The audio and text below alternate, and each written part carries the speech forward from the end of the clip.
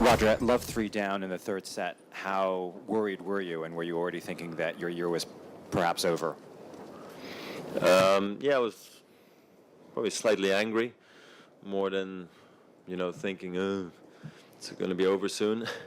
It's one of those moments today because I kind of fought back the whole match, first, second set, and here we go again. I thought I was really getting angry at myself, how I maybe could just play a loose game, or why is this happening?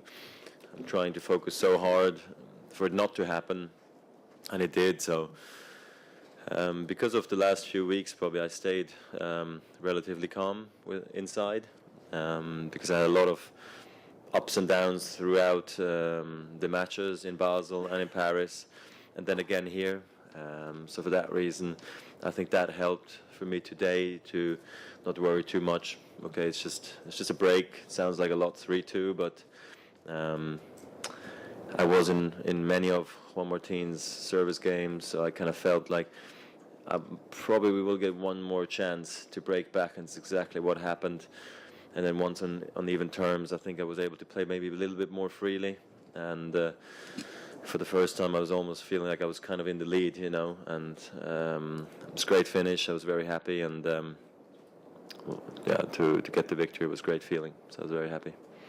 Roger, if we would write today that today we saw the best Federer of the year 2013, would you agree on that? And not really, no. No? When will we see him?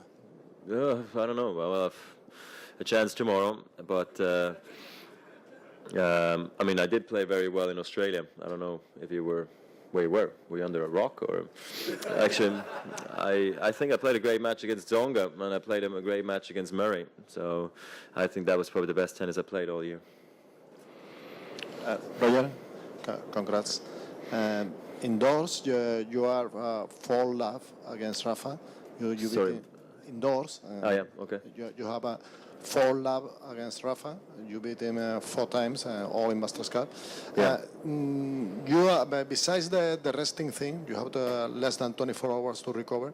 Do you have any special strategy for tomorrow's game or something like this? I don't know. If I have a special strategy? I think for me first is now just to... the recovery bit is more mental, I think. If the body hurts or the body's tired, to me, that is secondary right now. That you can sort of, to a degree, sort of blend out and just say, okay, we know that's the case. It's the end of the season. For everybody, it's difficult right now. Maybe for me, a little bit more, just because I've played a lot the last couple of weeks. This is my 3rd week straight, plus I've played a lot of tennis here again this week. I played just a tough match with Juan Martin, so that is what it is. But then, I see the light at the end of the tunnel. There's 2 more matches, and that's it. And then the season's over for me anyway. If I were to beat Rafa tomorrow, so I just gotta have the right mindset to just give it one last go. Maybe play with a little less pressure than I have in previous. Previous matches maybe with him. I don't know. I just feel like I need to look at it more as being as an underdog a little bit because of the circumstances, because of my year, because of his year. And maybe that free swinging is kind of what I need to do a little bit more tomorrow. We know each other that well that he's going to do exactly what he needs to do, and I'm going to try to do what I can do, and then hopefully it's going to match up good for me. If not, he deserves it. He's had a wonderful season, so we'll see how it goes. Roger, over here. Yeah. Congrats for the win. I guess your achievement before starting the tournament would be to win it, obviously. But in your deep down, to make it to the semifinals is a good goal. Yeah, clearly the goal is always to win every tournament, but I think I had to, just be slightly more realistic, in recent weeks and months, that I knew that sometimes just getting a few rounds into the bag was positive. So now I think the first goal every player has here is trying to make the semis. I think especially for Novak and Rafa, who were the leaders of their group, and then once you're there, clearly, then it's the win that counts now for the 4 of us, really. With Stan. So I think it's nice to be in this situation now. take some pressure off. I mean, I was happy that today was like a shootout with Juan Martín, so the winner goes through, so it felt like a finals, and that was a nice feeling after all the calculation we've had in previous years. And yeah, so I don't know if the goal was necessarily for me to trying to win this event right off, the first match. I knew I had so much work to do with Djokovic in the first round, having played Basel and Paris. I was curious to see how I was going to adapt and how everybody was going to adapt to the London conditions, and for that reason I'm very pleased now. Feel very happy and very upbeat. And like I said, I'll give it one more big shot here now tomorrow, and then hopefully I'll make it to the finals. We'll see how it goes. Roger, your forehand's been such a major weapon for you. It seems like the ups and downs you've been having have kind of shown in particular in that shot. Is that fair to say? Is that how you see it? Well, I mean, the forehand's always going to be the one where I have a little bit less margin. So that's always the one that's going to also draw a lot of more errors. So that whole stat thing I don't look at. I anyway think I'm not blaming the stat guys. I've said it once before, but I feel always in the Masters 1000s and the World Tour finals, I just see many more unforced errors than I see at other events. I feel they should take the forced errors. They should add more forced errors to it than making it unforced errors, because I always feel like then the matches looked at being like shocking with so many unforced errors, and that's what the media then reads into. But no, clearly, I mean, my forehand has gone a bit up and down in recent months, but I feel like it's getting better. I'm getting more timing off it again. I'm getting sort of my movement to it is better. I'm feeling I'm getting more confident, and coordination is coming along, which wasn't really happening for me in previous months. Roger, when the match is tight in places like that, the fact that there's 17,000 odd people mostly cheering for you in a week like this and in a day like today, do you take energy from that? I mean, I saw you in Basel a couple of weeks ago and know what you get from there, Basel, but out there it seems like there's a lot of affection for you. Yeah, I mean, look, I can't read minds, so I don't know if exactly they were all behind me or not, or they just look there for a good atmosphere. But it is true, when you do get more crowd support, that feeling, that's like that playing at home feeling, having that home advantage, maybe in any sport, soccer or tennis.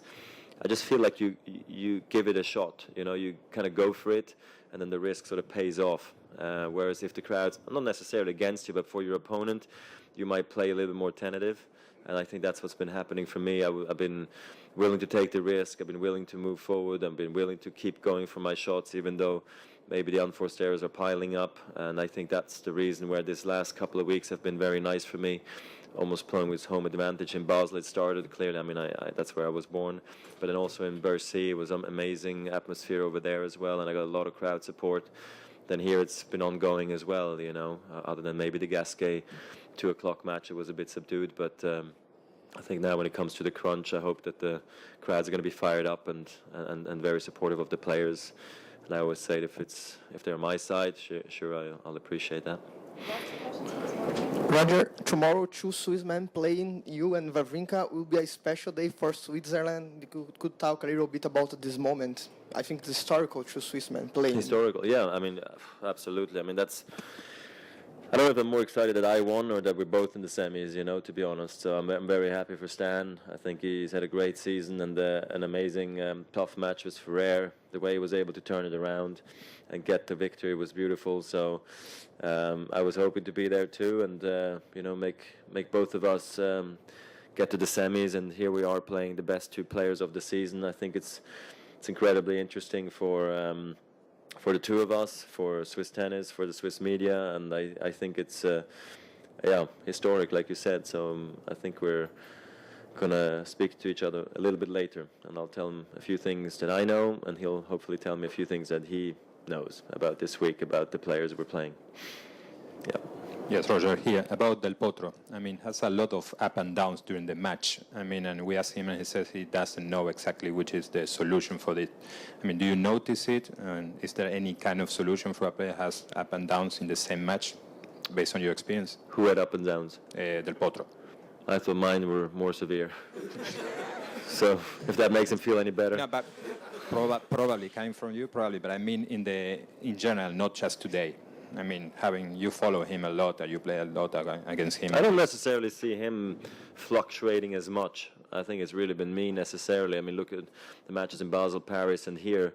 It was always sort of up to me if things were going to go good or bad for me or for him. And I think he is, again, a guy, if you give him a chance, he'll take advantage. And if I play well, I feel like I can take advantage. But it's not so much up to him necessarily. I mean, clearly he has a big serve and a big forehand and all these things. But I think he's very solid mentally. I mean, physically, he's had a lot of tennis as well the last few weeks. Plus, I mean, he had all of that Asian swing. Plus, he's played a lot of more tennis this year. Plus, he's bigger guy, so it doesn't go unnoticed. And I think the way he's able to actually keep it all together mentally and physically, I'm very impressed. So for him to maybe be a little bit up and down today, if that's what he says, it's not surprising because it's been a long season and a long last few weeks for him as well, because he did arrive late after Shanghai, went back to Buenos Aires, I think, came late to Basel, won that, made the quarters of Paris, and here we go again. So it's been a lot of tennis, and I just think it was one of those matches that he probably should have closed out, found a way, but honestly, I think I also played actually pretty good tennis, you know, coming back into the match, and then it's one of those things that one guy, unfortunately or fortunately, has to win, you know. There's no draws.